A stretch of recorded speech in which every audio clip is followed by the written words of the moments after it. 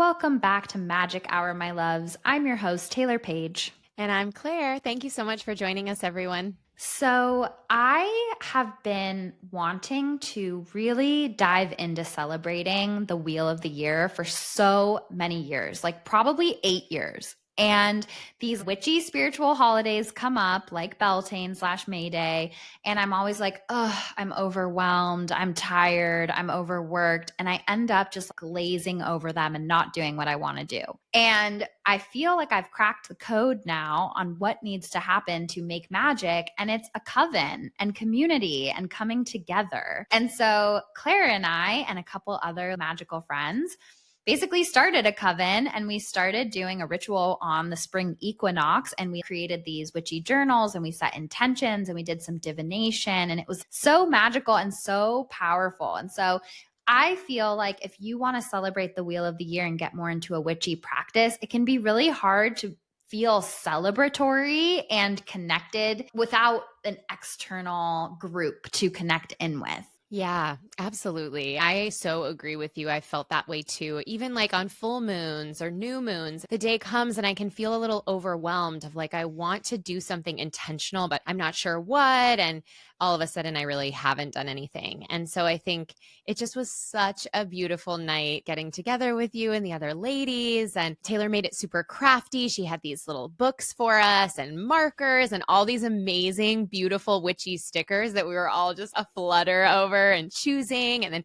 talking about why we chose each sticker. And I think what was helpful about it too, it wasn't just all on my shoulders of like, okay, it's a witchy holiday, get into your practice, do something intentional. It was a collective effort where your ideas and other people's thoughts and feelings and suggestions helped fuel the group.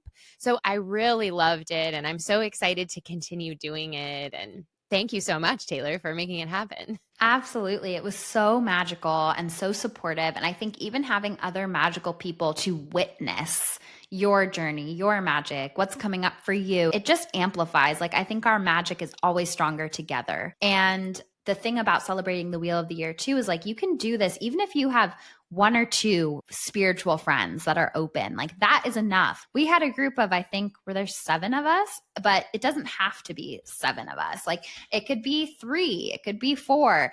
And then we also were going around the group and we were asking, like, what are our favorite seasons? What times of year resonate with us? And I'm like, maybe we could divvy up who leads the ritual and the magic and the experience by who's inspired and in flow with that season. For me as a medium, I was like, I want to do an ancestor supper for Samhain, and I want to set the table and invite our ancestors to eat with us. And Claire is like a summer solstice, like gal, and we could do some sort of ritual at the ocean and like a celebration of joy in the water together. It's getting creative, and it doesn't have to fall like that's what I think too. If you go back and you listen to episode 212 with Teresa, we talk about how spiritualism of the 1800s started to fall apart a little when it became hierarchical. And I think the beautiful thing about a witchcraft practice is that it's a circle, not a pyramid. There's not one person at the top.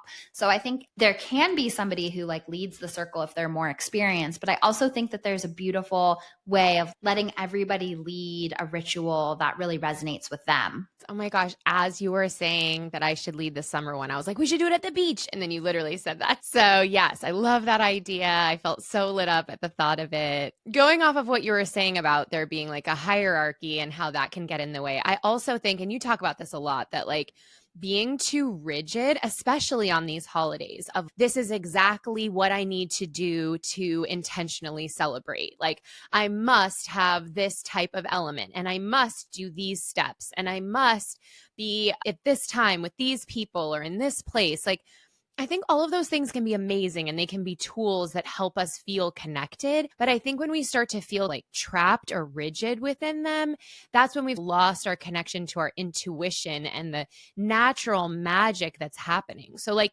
even if it's one of these holidays and you haven't been able to gather a coven and you don't have any of your divining tools, you are a divining tool. You can sit in silence for 10, 15 minutes, 5 minutes, and intentionally connect to the magic that you're calling in or wanting to be a part of. And that is enough. And of course, it's wonderful to get together and go to the beach and dance in the waves and add all sorts of extra things. But I just invite you to think of it as it is your practice and it gets to be whatever makes you feel connected. Absolutely. It's like a good temperature check. Is my heart leading this ritual and magical day, or is my ego leading this ritual day? And I think that magic always comes from the heart. And the head is here to help us strategize and survive in a material world. But magic really comes from the heart. When you're saying that, Claire, I just got this message of let your spirit guides be your coven. If you don't have a physical group of people that you can meet with, like form a circle with ancestors, with spirit guides. Let this be an opportunity to forge a new relationship, because we are never alone, ever, ever, ever, even if there's an illusion of that. Yes, I love that so much. Your guides, your angels, your higher self, your inner child, that can be your coven whenever you need it to be. That is your coven, truly, and then we also have one on the material realm. But what a beautiful understanding that we are that supported all the time. Yeah. Absolutely. I love it so much. And I'm so excited to get into this conversation with Lindsay. We go into all things like beauty magic, sex magic. And in that vein, I want to just put a little explicit warning at the top, because not every episode of ours goes into adult themes, but this one does. So if you have younger kids that are listening with you, which I know some people do, this might not be the episode for them. So I just want to put a disclaimer there. I'm so excited to get into this conversation with Lindsay. Lindsay is a seasoned mystic with over 10 years of experience, dedicated to making spirituality accessible, empowering, and deeply human. Blending intuition with a down-to-earth approach, Lindsay believes that tarot is a powerful tool for self-discovery, guidance, and predicting the future. Their practice is rooted in the belief that spirituality should be a tool for insight, not an escape from reality, bridging the mystical with the practical to help clients find clarity, healing, and empowerment in their own journey. Welcome, welcome, Lindsay.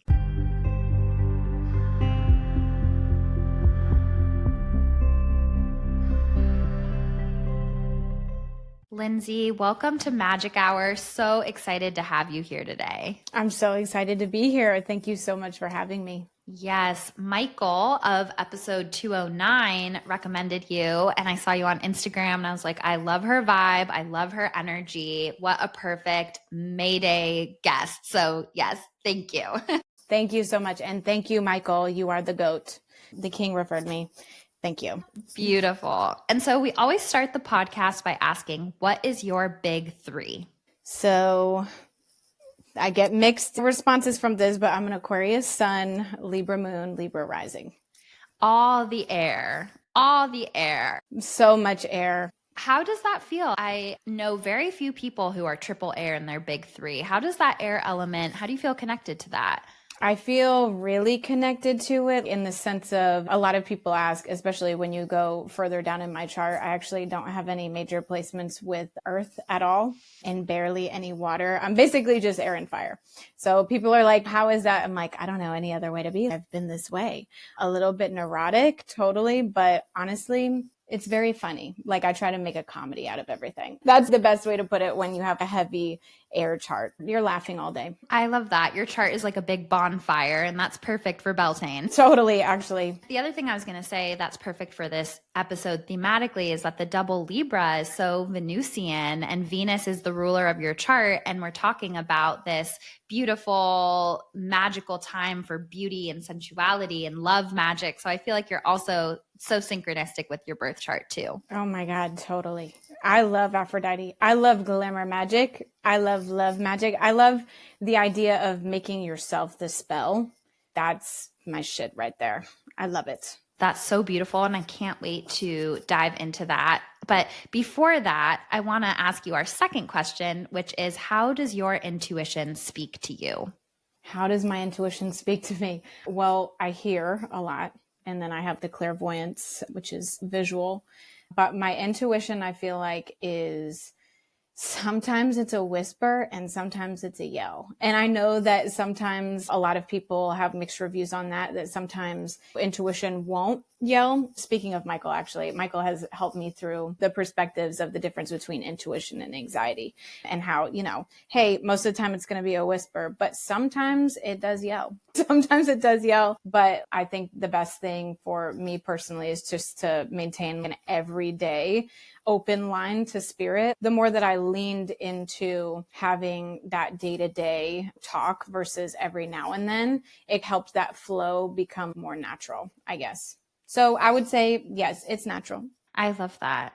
And it makes sense to me that clairaudience would be a major clair for you because with your triple air big three, that is so cerebral and social and communicative. So it makes sense to me that you would hear. And I think that's really cool. I'm sure things come to you as a knowing too, because I feel like Aquarius energy is so tied to just knowing things as well. Yeah, for sure. Which honestly, that's my grandma, who was also a mystic. She was an Aquarius as well. And she used to say that same thing. She had the knowing, and she would say all the time, we'd be like, God, you're psychic. And she'd be like, I don't know how the hell's to anybody. Because she'd be like, I don't even know how I do it. It just kind of is an airdrop.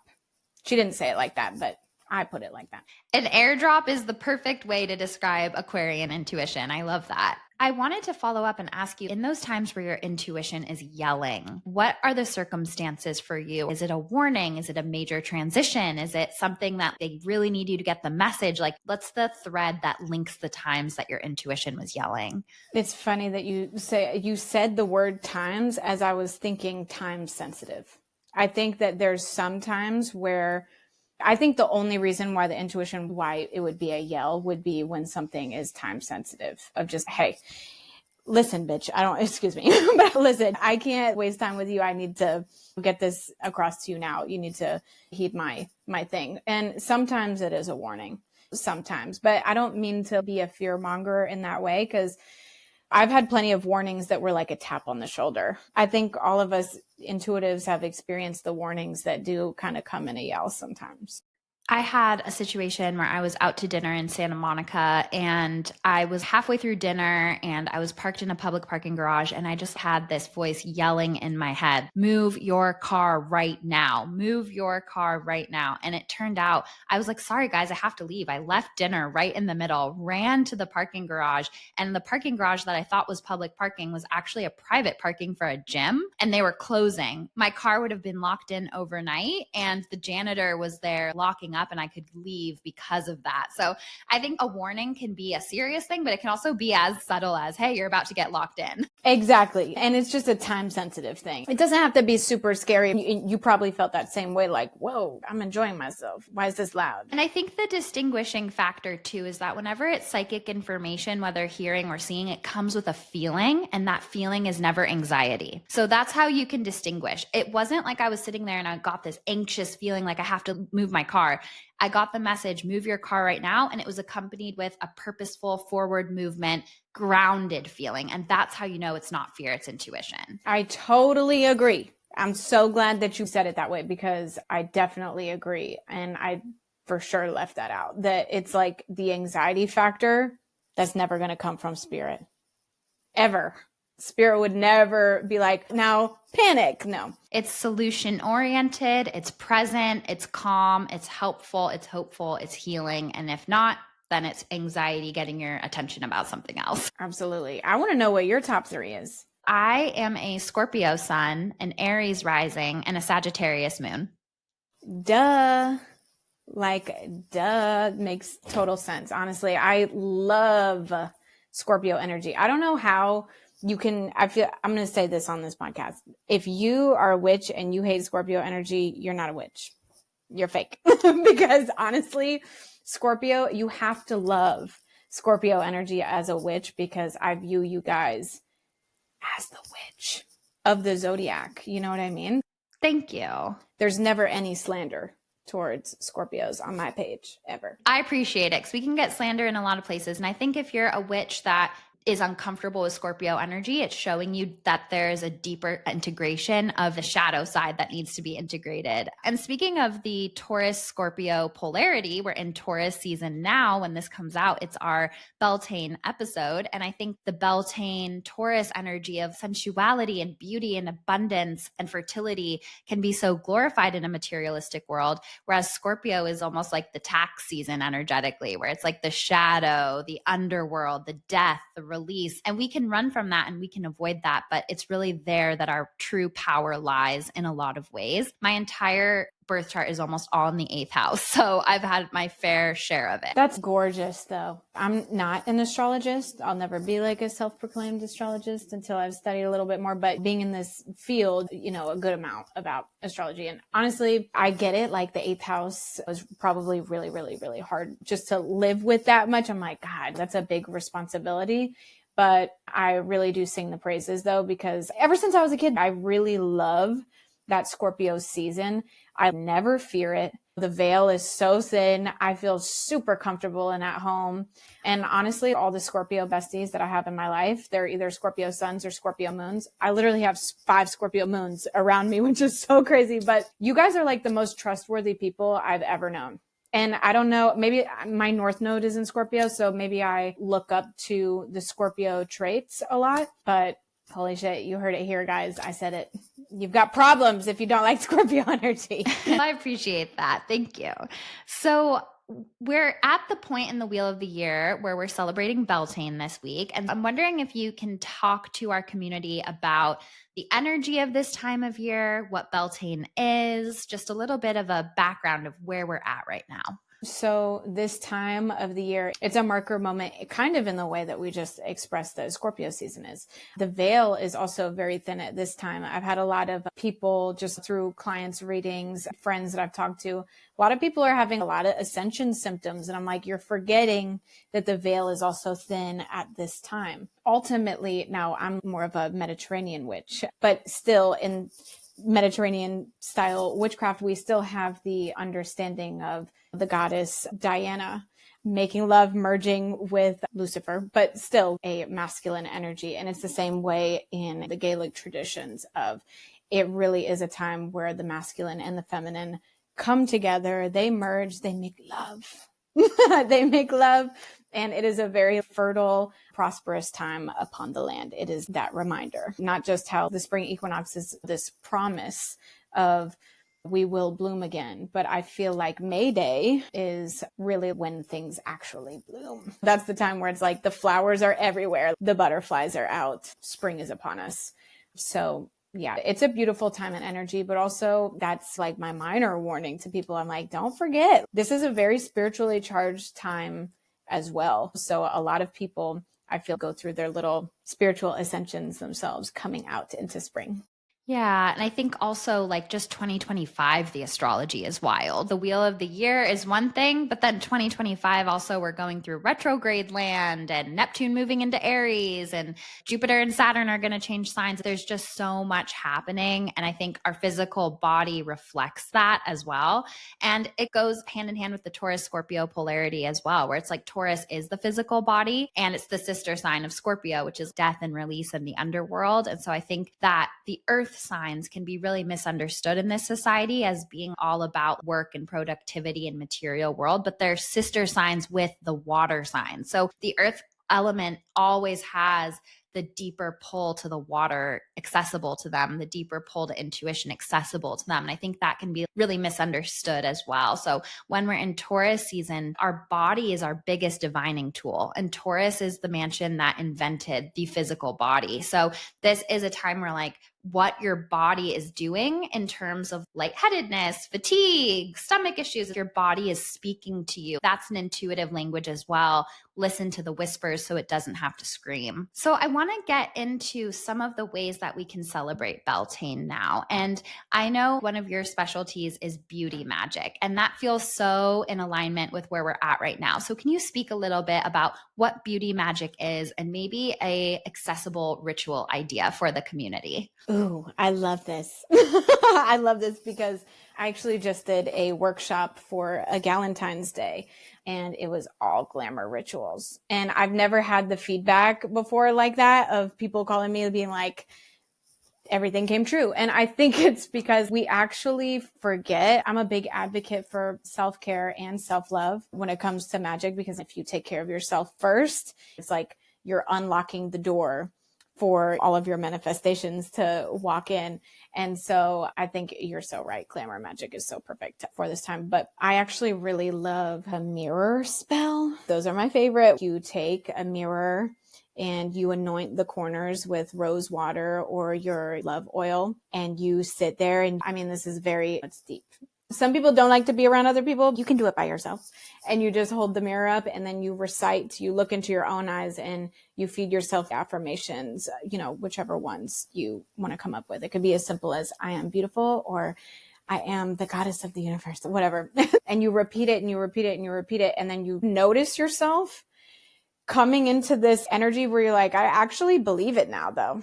After I said that 20 times to myself, I actually see this goddess in front of me. So that's a very simple spell that I love to do all the time. I have to. That's beautiful. I love that. It's so simple, but so effective. And I just want to add to it too, that something that came through to me intuitively one time to do when I was really struggling with body image and loving myself and finding myself beautiful is I got this full body download to look in the mirror and ask my angels to show me what I look like to them. And that was such a powerful moment to look at myself through my angel's eyes. And I think when we look in the mirror, we automatically go for looking for the flaws that we're looking for. But when we look from our higher self guides, when we look from our angel's eyes, I saw my light. I saw my life force. I saw every version of self that I have been and will be. I saw my love. I saw just this holistic view of who I really am. And I think the ego tries to bring us to distill us down to these little features. And doing that opens us up to the expansion and the truth of who we really are. Absolutely. Absolutely. Because that's the thing. Beauty is, oh my God, it's so subjective. You have to believe in it in yourself, really. I'll just say it, there's some people you're not going to be their physical cup of tea, and that's fine. That's fine. You're not into me, and that's cool. But the body is, I'll talk about it right here, right now. I have some crooked teeth. I have some acne scarring, things like that. And then I realized what you're talking about, that the body is going to come up with little imperfections as a result of you living your life and being alive. And some of the sun damage is literally from smiling in the sun and playing on the beach. Do I regret those things? No. Is it a good thing to age? Yes, we are lucky, but I think that beauty is something that you just radiate so much in aura. And you could maybe agree with this as somebody that's intuitive and a clairvoyant as well. You're Scorpio. But, I am so attracted to aura and glow. I do not nitpick people. I will see some people that just have an energy and I'm like, hard eyes for them. And I think that's actually the way that it works more often than not. Absolutely. And as you were talking, I really loved what you said about you have to believe in beauty for it to be real, because there's a connection there with magic and needing to really believe in your power and magic for it to be real.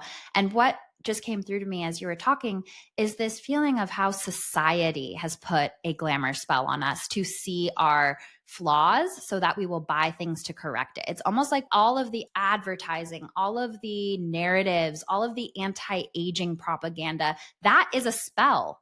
That is affecting our subconscious health. And we are looking at ourselves through the lens of a spell being cast on us. And I love your idea of gazing in the mirror. And if you want to add the idea of asking your guides to show you what you really look like from their perspective, that is not even anything that's crazy. It's just undoing what has been programmed into us on a subconscious level to actually see ourselves through the eyes of love.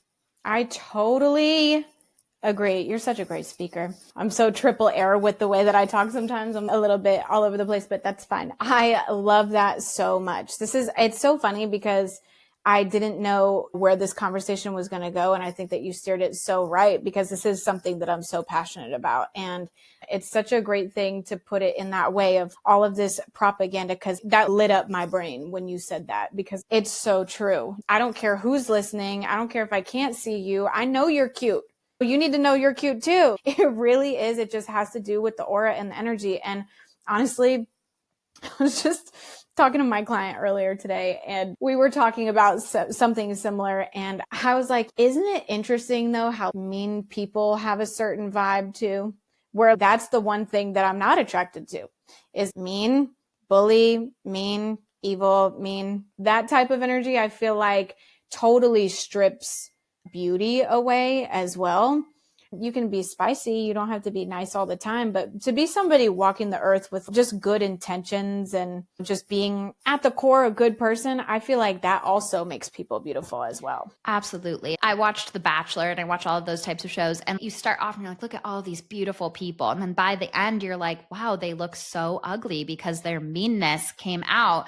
And so I so agree that at its core, one of the most important parts of beauty magic is doing the inner work so that love and kindness can radiate out from you. Going back to our aura, really setting the stage for our beauty, when we're in flow and gratitude and service and kindness, our aura colors shine so brightly. And that's such a beautiful form of beauty magic. I totally agree.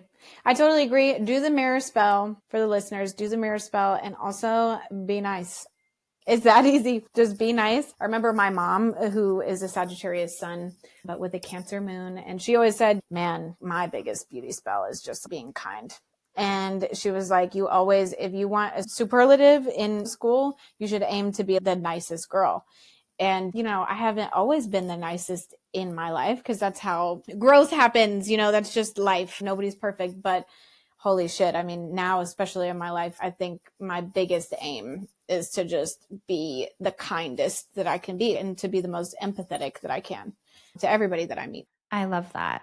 And so this beauty ritual that you did for Galentine's, you said that a lot of the participants wrote into you and were like, oh my gosh, this happened and this happened. I like to tell stories on the podcast of spells coming to fruition, because it expands our idea of what's possible with magic. So I'm wondering if there's any stories you can tell about either a type of beauty spell or glamour magic, or even a client experience that really proved the reality of the magic. Oh, totally. I'll start first with my own. This is one of my favorite ones of when I was a teenager and I did my first love spell. Okay, I was 18.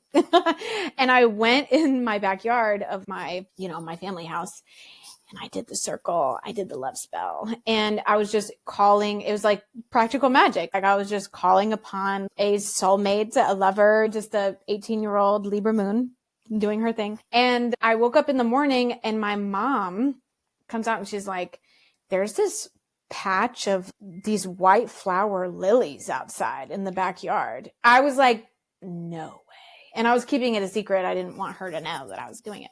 So I go out back and there was a circle patch of white flowers. And I think that for me as a witch, this is so fitting, just talking about love magic, because it was actually love magic that made me believe in it, because I just feel like it was in that moment that I really was like, whoa, magic is real. This is crazy. And so then we see the proof of it later through our own work and also vicariously through clients. And yeah, from that Galentine's event, literally at least 3 of them are in serious relationships now. So I was like, cool. But also another one of my other friends, she did more of a self-love focused thing. And, she got some roles in Netflix or something like that, some show.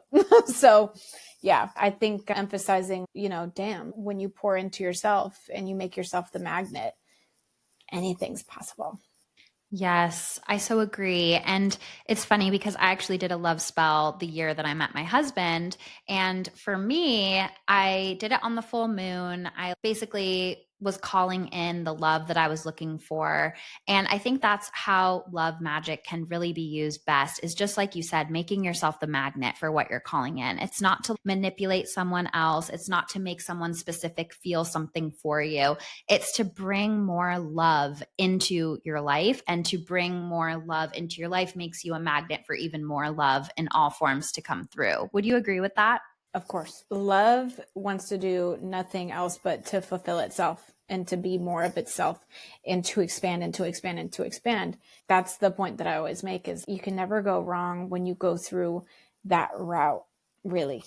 I remember I had a mentor who is also my best friend now, who taught me the tricks of my trade. So I remember being like, is it okay for me to do love magic? And she's like, there's so many other things I would rather you not do. I would rather, if you're going to do any form of magic, please do as many love spells as you want. And so a lot of people have mixed reviews on doing love spells, and I don't. I think it's fantastic to call out your lover to you. Yeah. And I think love spells, when they're rooted in love, that's how it really works. And when it's rooted in fear and scarcity and control, that's not a love spell anymore. That's something completely different. That's trying to manipulate or control or force or direct the energy in this way that isn't rooted in love. But when your intention for the spell is really rooted in, I want more love, I want to be more love, I want to be of service to love, working with that energy of pure love, there's absolutely no downside to that type of magic. Zero.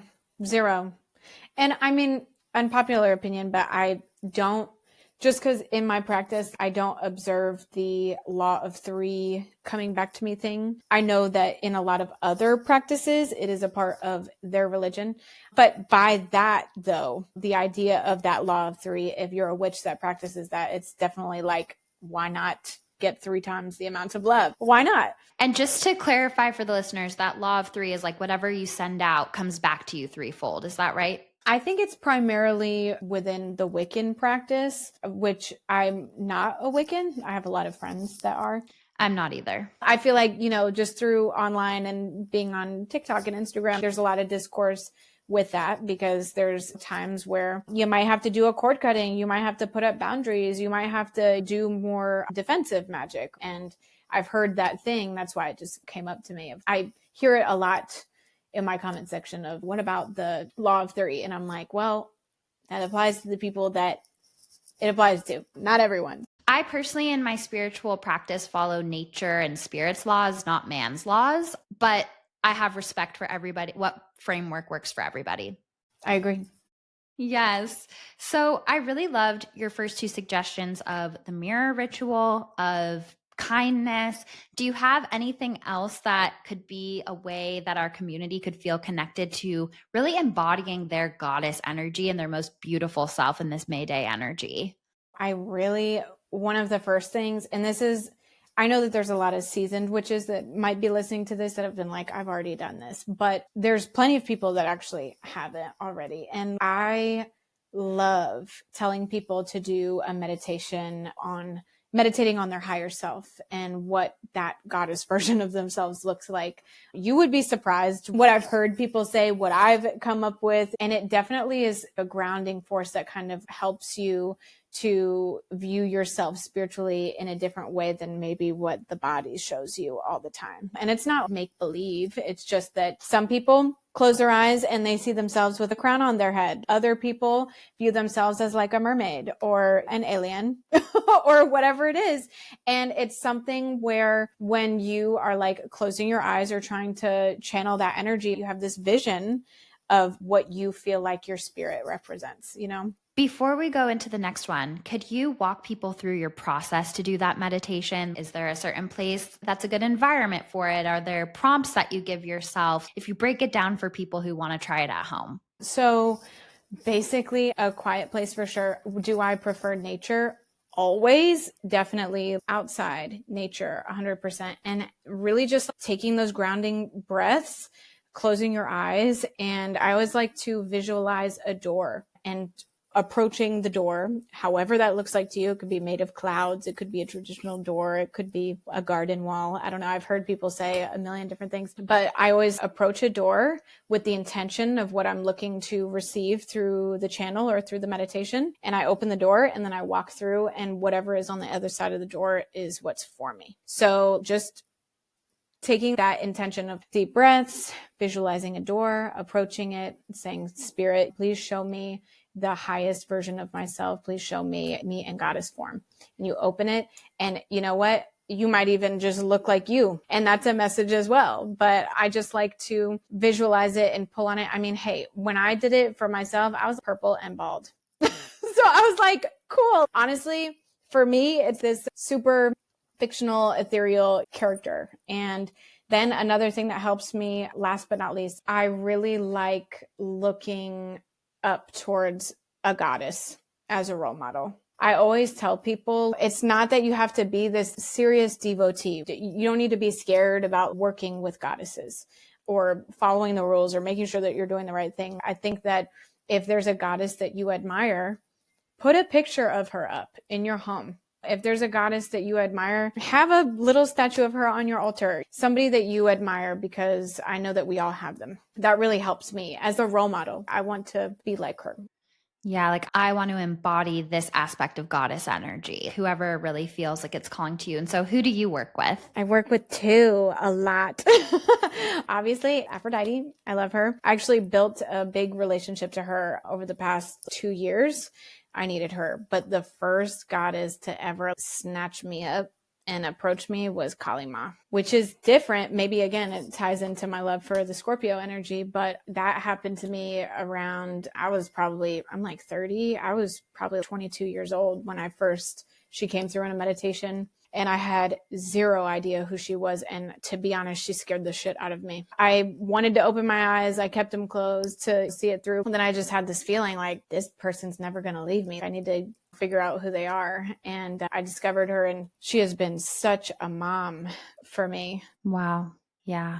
I think that it could be a really powerful practice this May Day, where it's a time that's so focused on goddess energy and fertility, to look at your North Node placement and look at the goddess that embodies the qualities of who you're here to grow into and become in this lifetime. So Kali Ma is so scorpionic. That's the first thing I thought. I thought you were going to say Hecate, honestly. I was like, really? Yeah, because she's also very scorpionic to me. Also, she's very Mediterranean as well. Like Hecate is, there's temples of her where my family's from. So that would make sense too. And obviously, she's every witch's mom. I love her. I've worked with her. I've called her into ritual and to spell. But, that kind of goddess energy where you feel like you just put your head on your mom's lap when you vent to her, like that just, I don't know, it was Kali for me. Wow.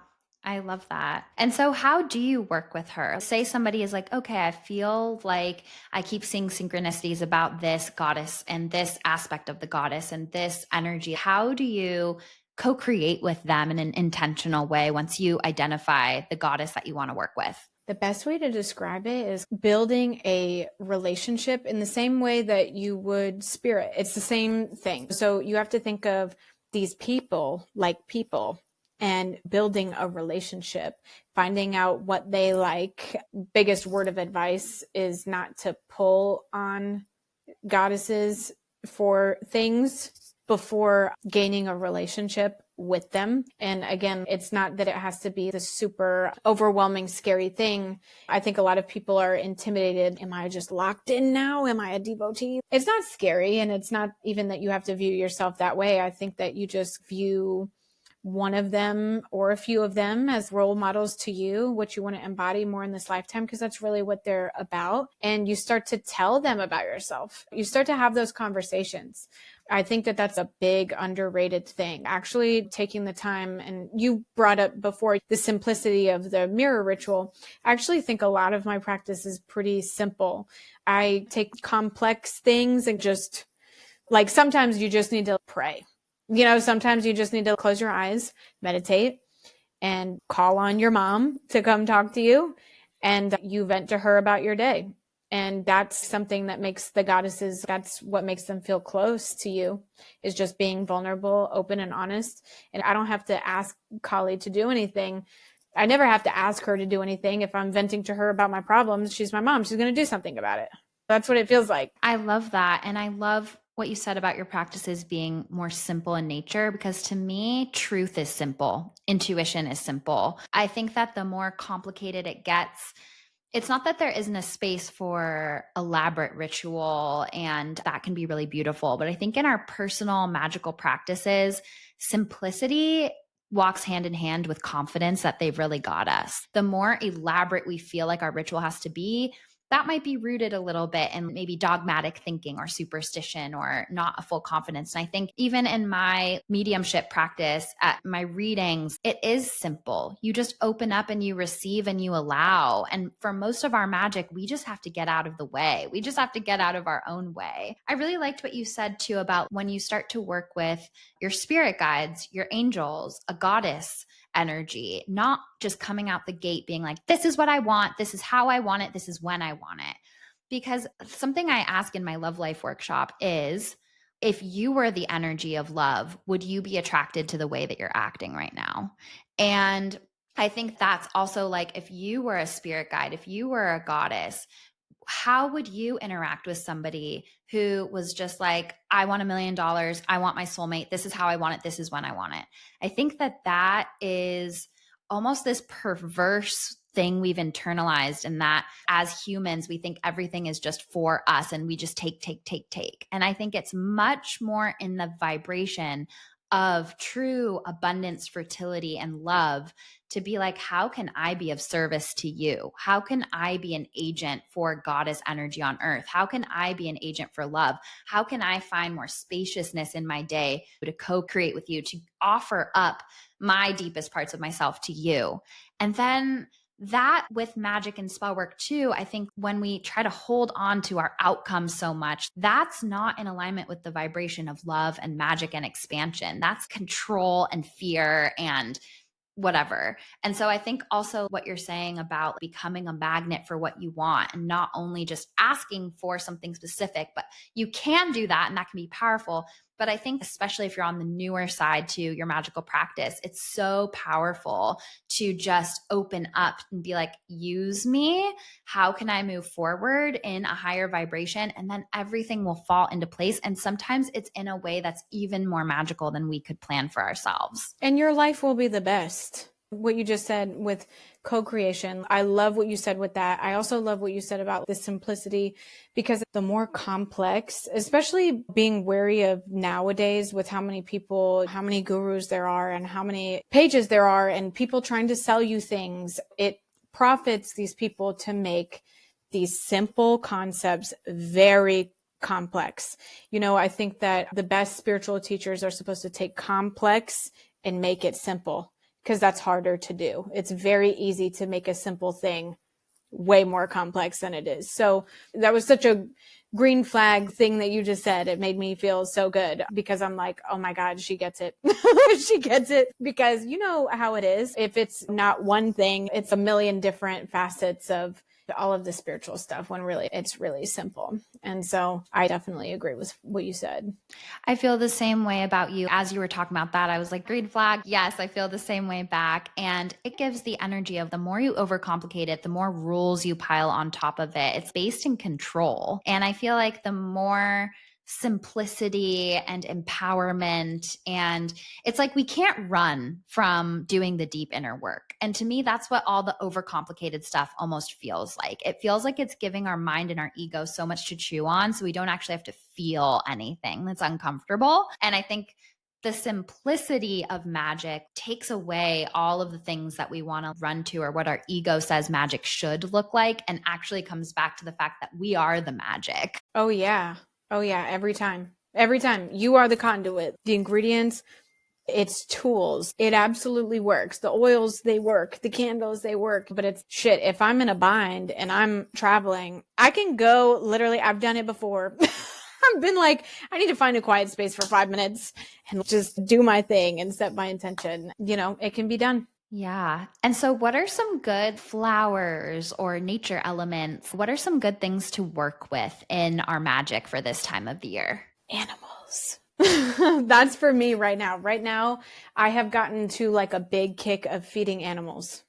I know that's crazy, but first of all, flowers, gardening, absolutely a million times over. But a new thing I'm just sharing because we just moved into a house that we're not in a condominium anymore. And now I'm like, I'm feeding the animals in my backyard. This is going to be a home. They're going to know that they can always come here to a safe space. It's a weird calling that I've had to just take care of whatever's in my neighborhood. There's a lot of stray cats too. So yeah, we're putting out food and seeds for the birds. I love that. And I feel like that's an offering to the goddess in itself, that taking care of nature, taking care of animals, like that is a way that you can give an offering to the goddess. So I think that is so beautiful. And it's funny that you bring that up because I was just talking last night with my uncle about how he's feeding the squirrels peanuts in his backyard. So I think that there's a natural urge in witches that we are meant to be stewards of the land and take care of nature. And so there is this urge to be like, okay, I've expanded my home and now I can help you as well. And my dog is such a familiar. Animal energy has so much to teach us. So I love that. Are you a Hecate girl? Who's your mom?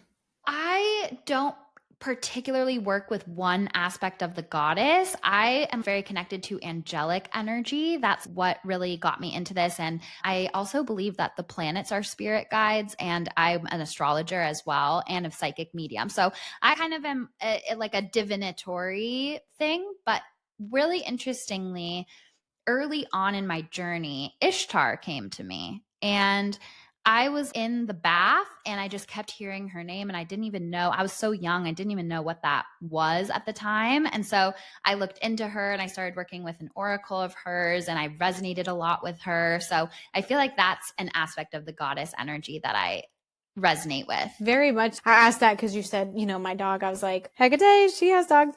And I love that you believe that the planets are spirit guides because that's actually what they always were, especially in ancient Greece and stuff. Following that tradition, I think, is beautiful because Saturn was Saturn and Jupiter was Jupiter. And it's interesting. And I think the planet that rules our rising sign is like one of our main spirit guides for this lifetime. And for you, it's Venus. So that's so in alignment. Totally. And yours is Mars. Mars? Oh, yeah. Aries rising, Sag moon. Exactly. Ooh. Okay. So what, are we like married or something? Because that's so funny because Beltane is all about that masculine feminine principle coming together, and it's Mars and Venus doing this interview right now. So look at us. That is so cute. And so in that vein, with this masculine feminine energy coming together and that being a part, like historically, there was a lot of sex magic and ritual around that for Beltane. So if you feel comfortable talking about this, is there any type of that vein of magic that you would recommend for people or anything you want to say about that? I mean, of course, I am also married. Yeah. It's interesting because I was just telling him earlier, I'm like, I don't know if I want to have sex on May Day because it's a very fertile time. So like, are we trying to get pregnant? And that's actually the way that a lot of people should be thinking a little bit. So stay safe, kids, if you don't want children. So one of the easiest ones that is my favorite with just orgasm magic in general is obviously as you and your partner are climaxing, you visualize the thing that you are trying to manifest. So if it is prosperity in the home for the rest of the year, you visualize that. One of the things that can make it easier for you is if you actually put your manifestation into a symbol, right? And you visualize that as you are climaxing. That's easier as well. That's a very common one though. I feel like it's in every sex magic book that you read, but that's a great, easy exercise to do either by yourself or with a partner. And an excellent way to use May Day because the energy is aligned. If the year was ovulating, it is literally on Beltane. Yes, I love that. And that's going to be a quote for the episode. Cool. Perfect. That's so perfect. Yeah, no, I agree. And basically the principle behind that is like, as your orgasm is ramping up, it's that impregnation that happens with that release also signifies, okay, now I'm pregnant with what the seed is that was planted when I set the intention for that. And I also feel like when you're in that heightened state, it brings you closer to the divine energy. Like you have a taste of it for a minute, and then you can bring that back into a material intention as well. So it's a very, no pun intended, fertile space for magic as well. And I think that naturally we can feel the sanctity of that. We can feel that there's a sacred energy with that. Absolutely. Absolutely. I think, yeah, that's a different episode to talk about sex positivity. But yes, from an energetic perspective, orgasming, it's just important. It's just important for your everything, honestly, for your energetic health, for your sacral chakra. No shame, all beauty. Enjoy it. And I feel like for so many of these witchy holidays, a lot of it is about reflection and healing and letting go. And I feel like this is a unique one where it's like, just enjoy your life. One of the most magical rituals you can do for Beltane is just living in your joy. We have other times in the wheel of the year, like we left the dark part of the year. We left that introspective, reflective shadow work energy, and we're in the dead heat of spring. We're right in between the spring equinox and the summer solstice. We're right in the middle of this sweet spot. And so I feel like one of the most magical ways you can celebrate this time is using your life as a living altar for beauty, thinking beautiful thoughts about yourself, giving acts of love to yourself and to others. All of these key words of joy and pleasure and abundance and living life in a physical body. This isn't a time to be too stuck in stories of self or healing things. It's a time to let yourself be outward and be in joy and remember what a gift and a privilege it is to be in a physical body here and now. Totally. Again, you should write a book if you haven't already. Oh my God, you're like a wordsmith. That's like perfect way to say it. And honestly, what better way to be grateful for your body than to orgasm? So true. Honestly, come on. So that, and like you said, just enjoying yourself and having fun. There's plenty other times of the year, especially in the dead of winter. I live in Florida, so we don't get signs of the season changes, but we feel it though, because that's just what it is. You don't just not go through all of the lessons of the winter just because it's not snowing. So we really do get to feel that, just like you said, joy again. Joy as a ritual. Joy is a ritual. Yeah, because what the fuck else are we supposed to do other than have fun? And maybe that's just my air and fire heavy. But I mean, really, if I'm not having fun, I'm leaving.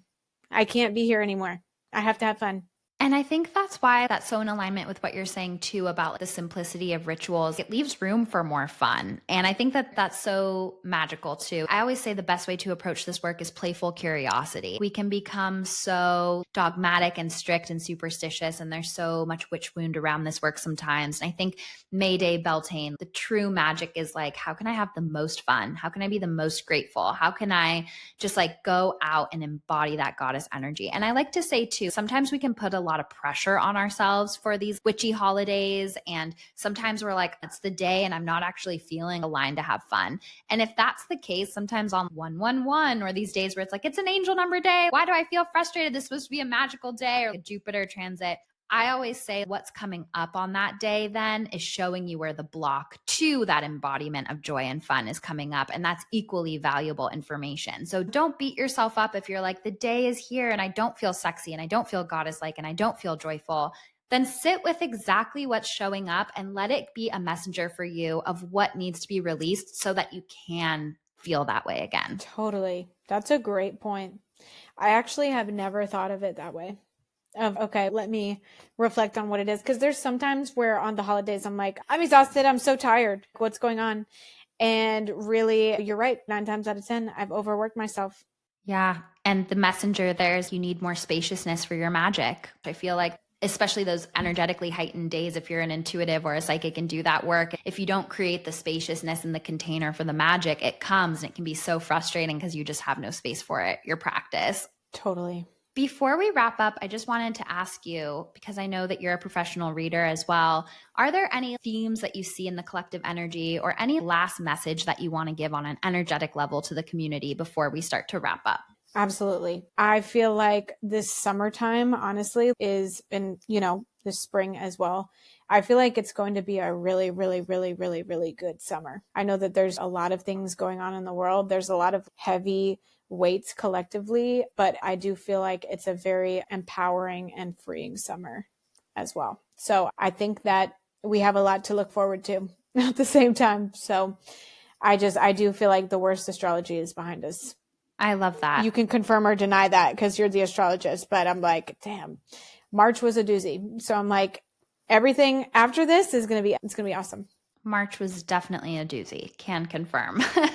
And I love that message. I love that because I think a lot of us in the spiritual space at this time, there's so much fear mongering. There's so many people picking up on each other's anxiety instead of actual messages from spirit and projecting doom and gloom. So I really love that ray of sunshine that you just gave for the community. I really appreciate that. Yeah, because why? I think that people just go with what's fearful because it sells. And that's the tea. I'm clocking that tea. It's sad, but really like, no, the truth is it's always ended up easier than what you thought that it was going to be, and that applies to everybody that's watching, you and me. Like it's always ended up a little bit better than what you thought it was going to be. And you survived and you survived again and you survived again. And when I thought about that March, I'm like, yeah, damn, that shit is behind us. I'm like, summertime feels awesome. I'm going to be out in a thong bikini on the beach. I'm going to be living my life on a boat and happy, and everybody should project that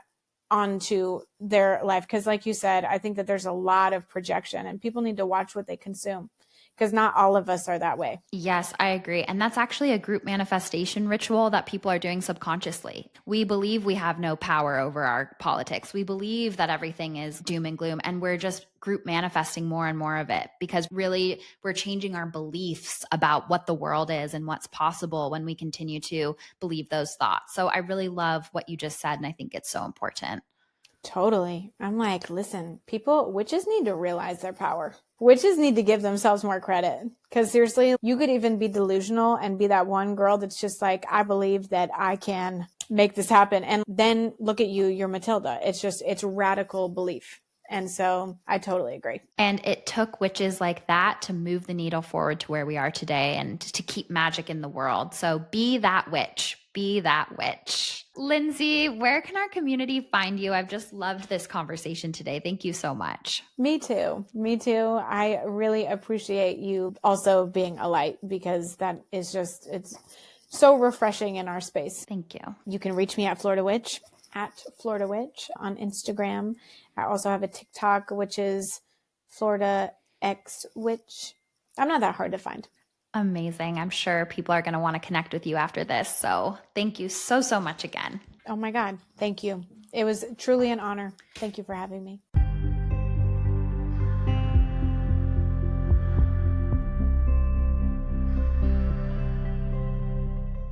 Beltane is here and love is on the brain. If you are somebody who feels stagnant, stuck, or frustrated in the area of love and relationships, I highly, highly recommend my workshop, Working with Your Angels to Attract a Soulmate Connection. It is such a powerful workshop that blends shadow work, magic, divination, spell work with real practical, grounded, everyday tools to navigate the dating world and relationships as your higher self, as your most powerful self. It has tools like a system to know if somebody can really be your soulmate connection or if they're a test to bring you further into your power. It has the same love life spell that I use to attract my husband to me. It's just chock full of so much good information. So if you are someone in need of a little guidance in this area, I highly, highly recommend it. And it's so supported with the energy of this time of year as well. You can find this workshop on angelsandamethyst.com, and code 333 gives you $33 off. So many people have reported such magical results from this, whether it's a new partnership coming into their life, whether it's releasing a toxic ex. There is just so much information packed into these 3 workshop modules. It's all pre-recorded. Go at your own pace, and I can't wait for you to discover the magic for yourself.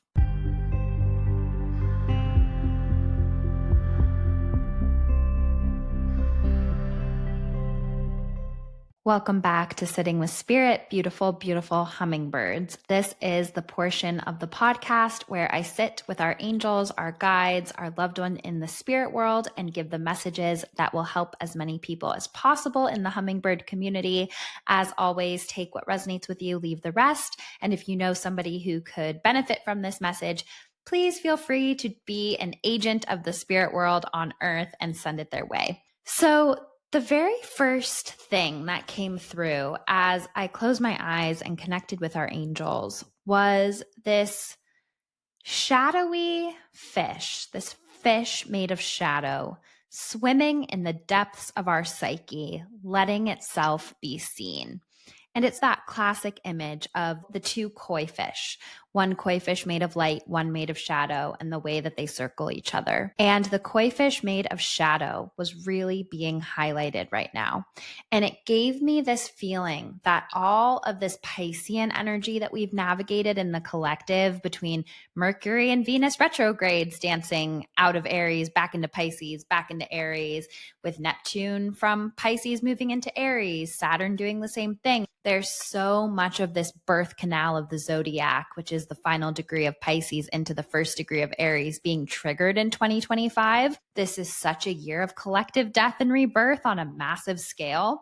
And part of that that's really being highlighted to me right now is this shadowy fish. So what does this mean? I believe that really dark aspects of our psyche are revealing themselves to us right now. And that it is our pattern, maybe, to feel ashamed, to run from them, to deny their existence. And that isn't helping anyone.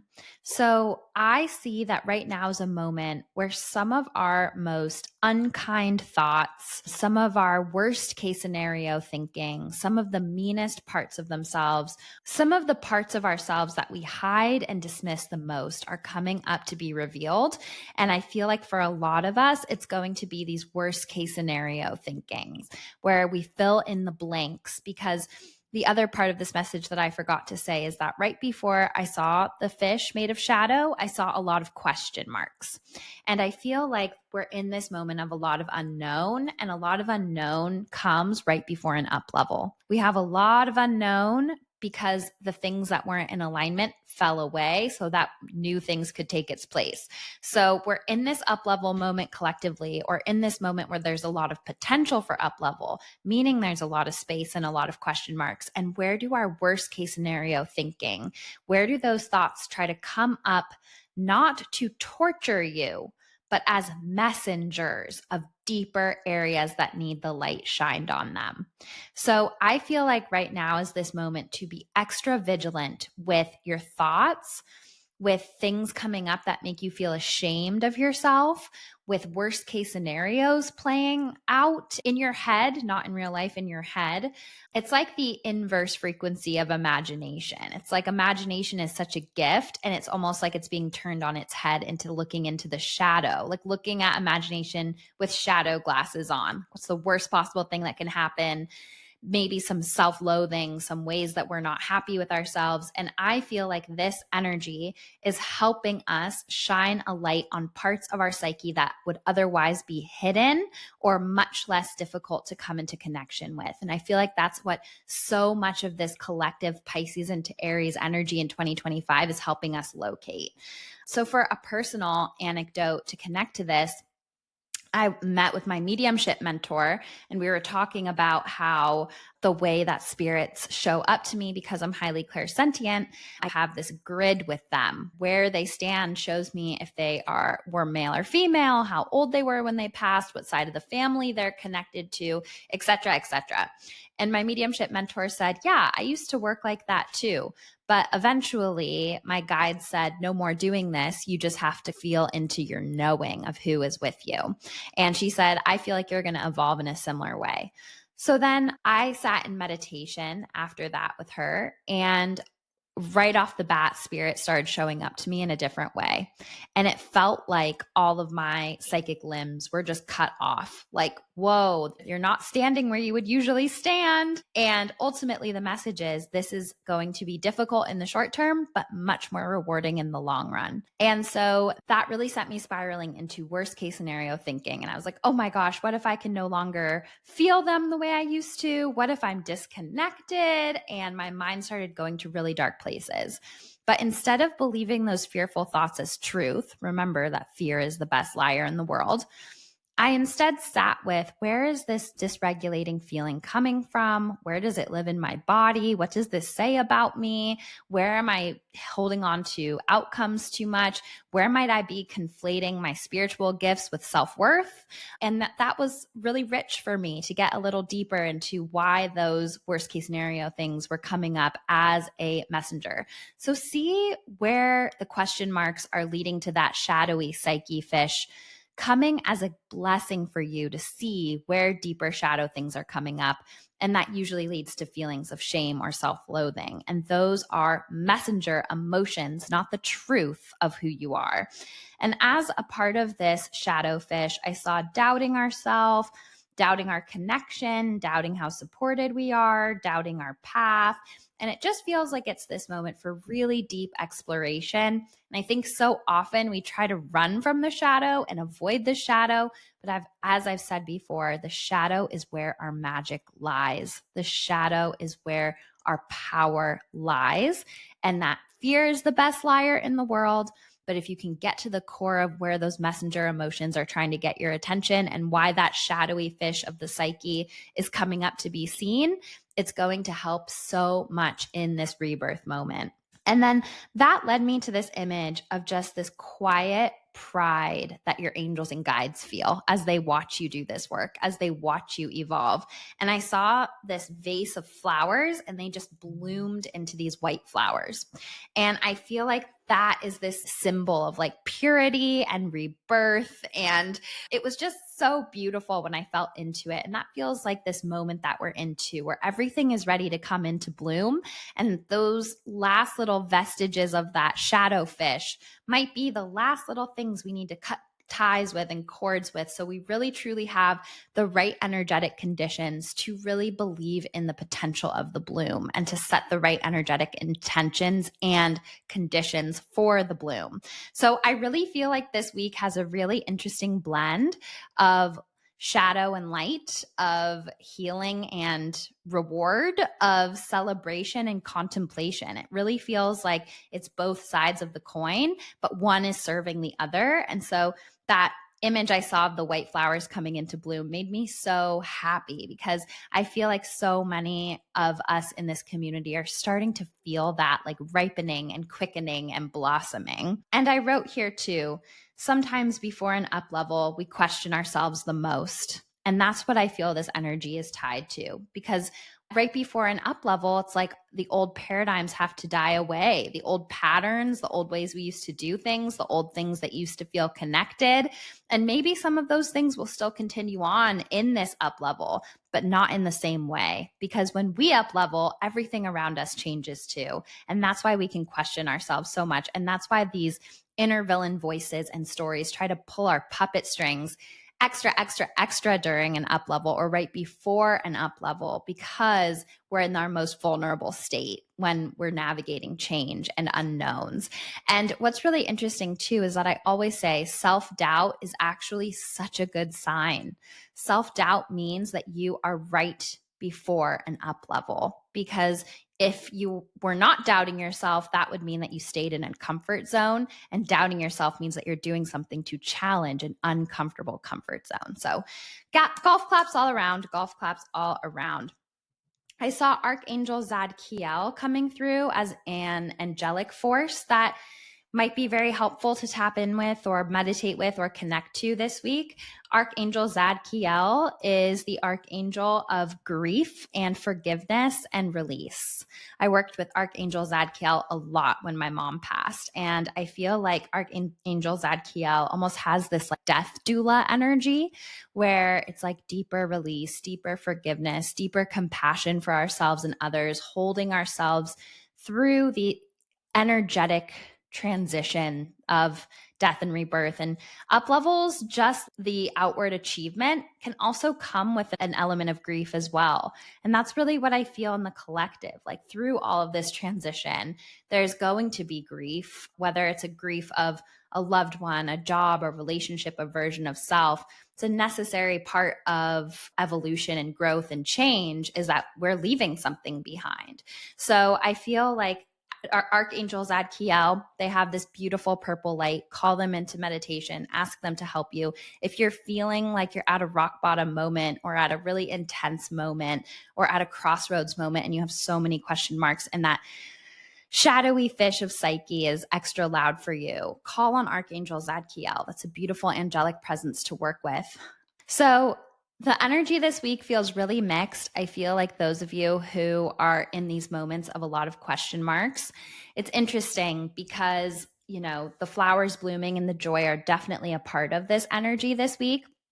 But sometimes, and I know I say this in the episode, sometimes like the most joyous parts of the wheel of the year can be confusing, because it's like this time is energetically all about abundance and joy and celebration. And if you're not authentically feeling that, then like I said in the episode, this is the time to do some deeper excavation on why that is. And these days will highlight our biggest blocks to embodying those things, or the biggest lessons, or the biggest opportunities for growth right now. And every single moment is in a perfect time to make a new powerful choice. So I want to go into the mediumship now. I had a young woman with me. She felt like a young adult. I couldn't quite place her age, but she felt like she passed very young. She was very quiet and shy and soft and gentle. She gave me like deer energy, very gentle mannered. She showed me that she passed under mysterious circumstances. And I felt this sense of like, she was hidden in some way, or she was kept quiet in some way. She felt alone. She felt like she couldn't breathe, and I felt like no one could hear her. So there was something mysterious and almost unfinished about her passing, and I almost got the sense that people held out hope that she was still alive for a long time. I want to say even like a decade before they were like, we just have to accept that she's gone. So there's something very mysterious there. I feel like she is with her maternal grandfather in the spirit world, who feels very protective of her. And he feels like he would have been some sort of like authority figure when he was here, like a police officer or even a detective. I just get this feeling like he would have cared about upholding the law and protecting people. I also got a J name, like Jane or JC, or just a J name. I also felt such a sense of kindness around her. She just truly felt like a light. And there's this sense here that the people that are still here who loved her so much and love her still, there's something difficult about these passings that are mysterious, or you don't have closure, or there's never a burial, or you never find their body. It's like there's this sense here of she's at peace in the spirit world. And it was very important for her to say that no matter what kind of passing you have, you will find peace in the spirit world. Because I know there are some dogmatic beliefs about that, and people worry about that. No matter how you pass, your loved one will find peace on the other side. And so the feeling that I get is that she doesn't want the people who love her to be stuck in the way she passed and thinking that they have to do that to show love to her. There's this sense of her being at peace and her being such a light and so joyful and so fun while she was here on the physical plane, and her wanting her friends and family to do the same. I feel like she would have had a big group of girlfriends, and I feel like there's just so much grief and sadness for good reason around her passing. And so she gives me this feeling of like, don't stay stuck in the past for me. I want you to live your life. There's also an interesting element here of people in the spirit world who passed because of foul play in some way. And so for this unique spirit, I feel like her passing was some sort of accident, like a tragic accident that was almost like a freak accident. But there's also this feeling here of like people who passed because of more sinister reasons. The feeling that I get is that for some of you, the people that are still here on earth will feel this sense of, I got activated and initiated to make a change. I'm going to pass legislation, or I'm going to pursue something that feels in this like righteous justice activated way. But there's another side of this coin that feels like it's getting stuck there and trapped there, and it's less guided by this righteous sense of justice and change and more guided in like vengeance and retaliation and extended grief. And while I understand that and sympathize with that, there's also this message here of karma always works itself out. And your loved ones in spirit, unless you're being guided to make change from that sort of the first side, which is like that sort of clear path forward to make change, to make the world a better place. If you're staying in maybe this obsessive place about vengeance, but there's really nothing in your control at this point, or things are feeling stalled and it's starting to hit a place where you're giving your life force over to this mission, but it's not serving you and it's not serving your people in the spirit world, and it's not helping to make the world a better place. The message here is let karma take care of itself.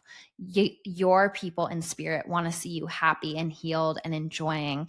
And have probably said this before on the podcast, but one of the best ways that we can honor our loved ones in spirit is to embody their best qualities, to embody the things that you loved most about them, and to continue those things here on earth.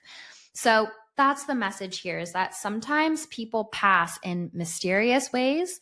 Sometimes people pass in tragic ways that no one really know about if they weren't there. And then sometimes there's more sinister ways, and that can be really hard to find closure for. And this spirit is just making really clear that she wants her people to be happy, that karma will work out itself. And no matter how you pass into the spirit world, there will be people there to welcome you and help you, and you will find peace.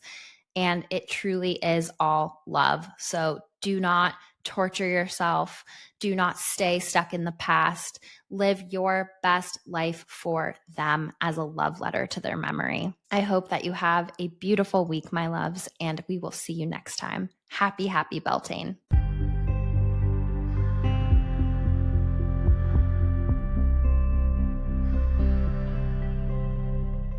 For more information on Taylor and her work, go to angelsandamethyst.com or connect with her on Instagram at angels_and_amethyst. She is the one verified account with this name and will never DM you for a reading. If you have any questions about intuition, spirituality, angels, or anything and everything magical, please email contact@magichourpod.com. We will answer listener questions once a month in our solo episodes. Are you an aligned business owner that would like to advertise to our beautiful hummingbird community? Please email contact@magichourpod.com. Make sure you're subscribing to Magic Hour so you never miss the magic. And don't forget to leave us 5 sparkling star reviews. They help more magical people find the pod. Please screenshot and email your 5-star reviews to contact@magichourpod.com, and we'll send you a free downloadable angelic meditation and enter you to win an angel reading with Taylor Page. If you review on Spotify and Apple Podcasts, we'll add your name twice. And if you share the podcast on your Instagram story and tag us, we'll add your name a 3rd time. The next giveaway will happen when we hit 222 5-star reviews on Apple Podcasts and Spotify. Thank you for listening to Magic Hour with Taylor Page. Remember, you are magic.